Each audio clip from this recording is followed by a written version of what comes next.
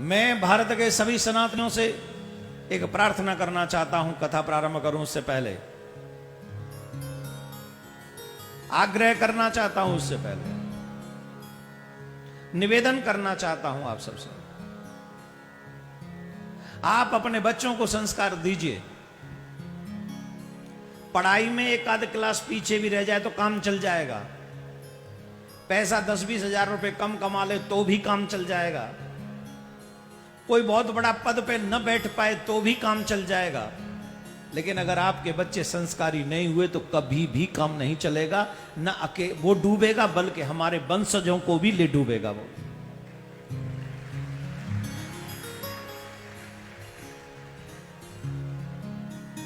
इस विषय में हम चर्चा करेंगे, लेकिन प्रारंभ में ही चर्चा करते हैं। अभी अभी नई घटना जो सामने आई है उसकी। श्रद्धा, एक बच्ची का नाम है श्रद्धा, जिसके 35 टुकड़े कर दिए गए। कितने? जोर से बोलिए। अगर हाथ पांव गर्दन ये भी अलग अलग करते तो 7-8 में सिलट जाता मामला। 35 किए गए। कितने? रीजन क्या था? आजकल बेटियां ये समझती हैं कि मेरे वाला ऐसा नहीं होगा। जो ये समझती हैं कि मेरे वाला ऐसा नहीं होगा, मैं व्यासपीठ से कहना चाहता हूं, जो ब्लड में अच्छाई या बुराई रहती है वो कभी समाप्त नहीं होती, वो हमेशा रहती है। आप उस क्रूरता के बारे में सोचिए कि 35 टुकड़े किए और ऐसे ही नहीं, फ्रीज में 18 दिन रखा और एक एक टुकड़े को एक एक जगह पे फेंकने 18 दिन लगा रहा। 35 दिन पूरे हो जाते शायद निकल जाता वो दिल्ली से। नाम था उस महानुभाव का आफताब। क्या नाम था? जिसने 35 टुकड़े किए।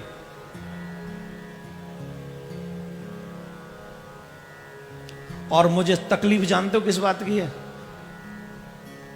सेकुलर लोगों के मुंह पे ताला लगा हुआ है।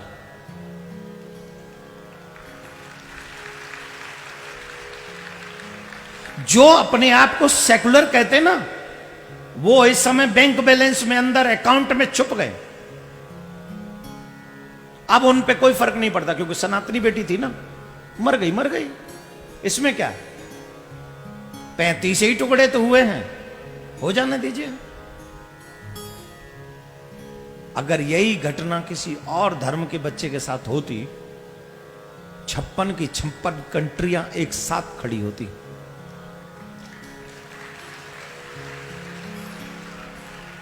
और तुम्हारे यहां की बेटी पाकिस्तान में भी काट दी जाती है, बांग्लादेश में भी काट दी जाती है, इराक, अफगानिस्तान इत्यादि हर जगह काट दी जाती है।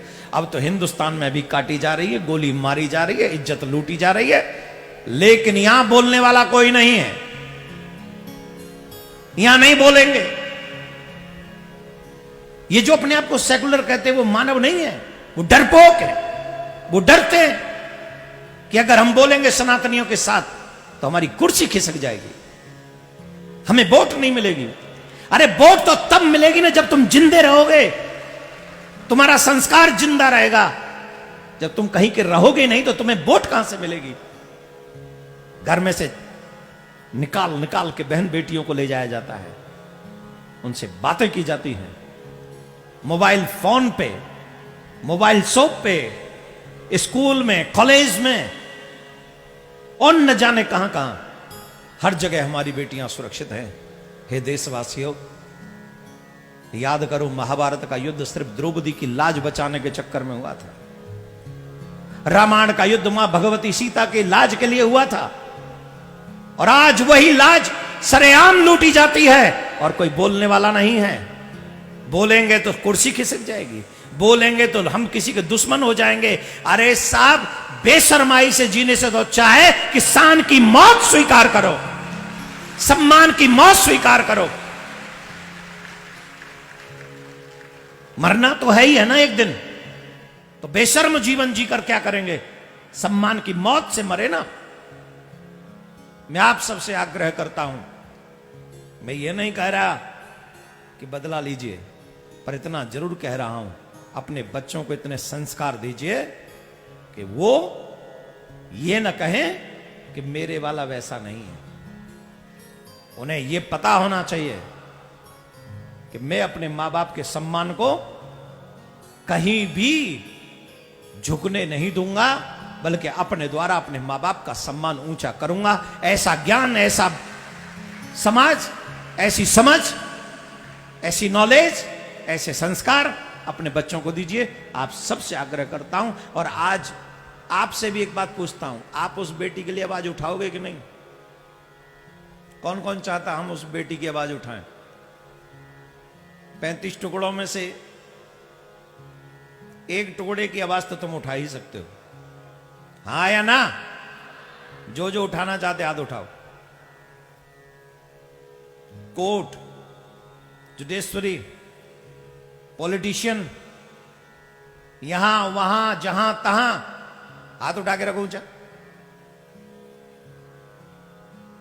इन सब से व्यासपीठ आग्रह करती है, उस कातिल को ऐसी सजा मिलनी चाहिए, ऐसी सजा मिलनी चाहिए, ऐसी सजा मिलनी चाहिए कि वो श्रद्धा को तो शांति मिले, लेकिन आने वाले समय में श्रद्धा जैसा दूसरा कांड न हो सके, ऐसा सबक भी मिले, ऐसी प्रार्थना करता हूं।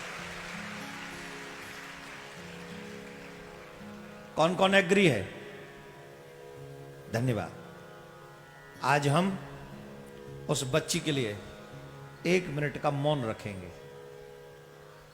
मेरे साथ रहोगे? और यह सोच के कि वो बेटी किसी और की नहीं, सनातन की बेटी थी, वो हम सब की बेटी थी। उस श्रद्धा के लिए 1 मिनट का मौन हम सब रखें और भगवान से प्रार्थना करें कि भगवान उसकी आत्मा को शांति दे। राधे राधे।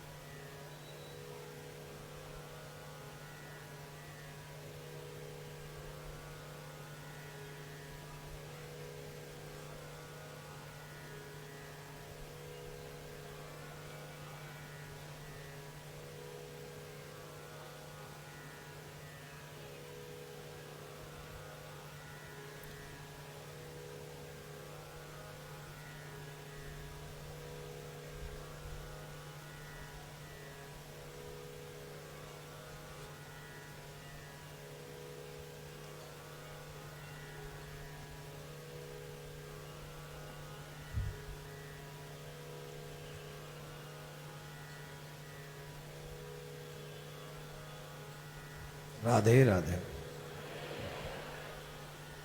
क्या करूं, मेरे ब्लड में ऐसी है, तो मुझसे बर्दाश्त नहीं होता जब भी हमारे बच्चों के साथ कोई गलत कार्य होता है। तो आपका धन्यवाद कि आप इसमें सम्मिलित हुए, बहुत बहुत साधुवाद।